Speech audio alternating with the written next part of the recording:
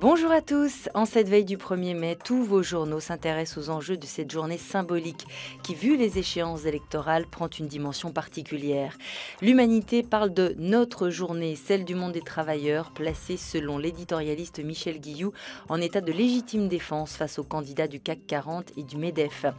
Pour la Croix, c'est à chacun son 1er mai. Dans son édito, Guillaume Goubert explique que le 1er mai n'est pas la propriété des organisations syndicales, mais qu'il ne faut pas diviser et enfermer les Français dans des catégories binaires, patrons contre employés, travailleurs contre chômeurs.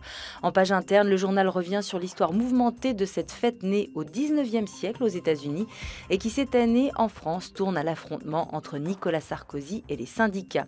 Pour preuve, dans Libération, l'interview de François Chérec, pour qui le discours et les provocations de Nicolas Sarkozy ne sont plus supportables.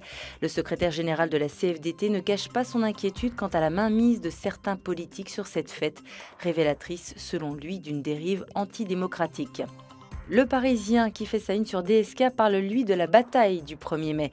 Derrière les 12 effluves du muguet, c'est l'odeur de poudre, peut-on lire. Paris sera le théâtre de 3 grands rassemblements, dont celui du Front National, place de l'Opéra, où Marine Le Pen espère voir déferler au moins 40 000 personnes. Pas d'évocation du 1er mai à la une du Figaro, mais DSK et Sarkozy, semaine décisive pour ces deux hommes qui auraient pu se retrouver face à face dans le duel pour la présidentielle. Pour les Échos aussi, c'est la dernière ligne droite et elle se fait à couteau tiré.